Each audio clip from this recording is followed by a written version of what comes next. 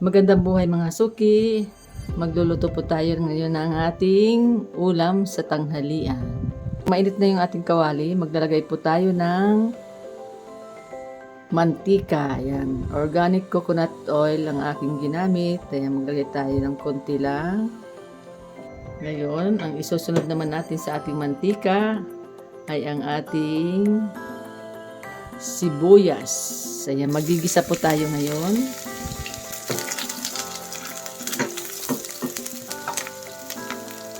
Susunod naman natin ang ating bawang. Ayan, kailangan natin ng bawang sa ating paggigisa. Susunod naman natin ang ating sibuyas. Ay, kamatis.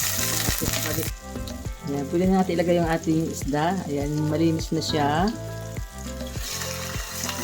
Susunod natin yung buntot. Yung tiyan. Ayan, 4 na slice lang ang ating lulutuin.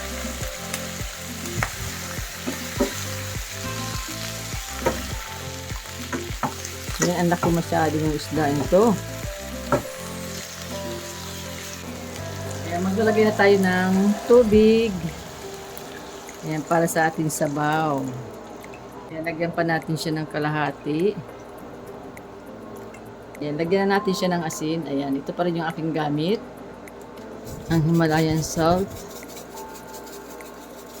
Ayan, estimate na lang ang ating ilalagay. Lalagay na tayo ng ating siling haba. Ayan. Isusunod naman natin yung ating okra. Dahil matagal siya maluto, ayan, ilagay na natin siya.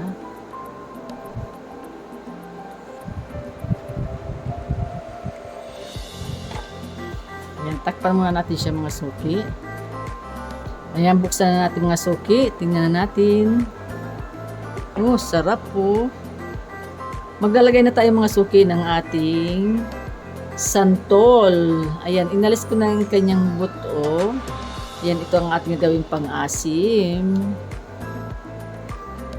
Ito ang ating gagawing pang-asim sa ating sinigang.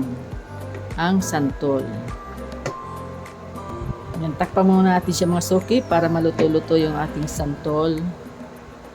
Ayan, tingnan ulit natin mga suki. Ayan na. Maglalagay tayo mga suki ng talbos ng kamote. Ayan.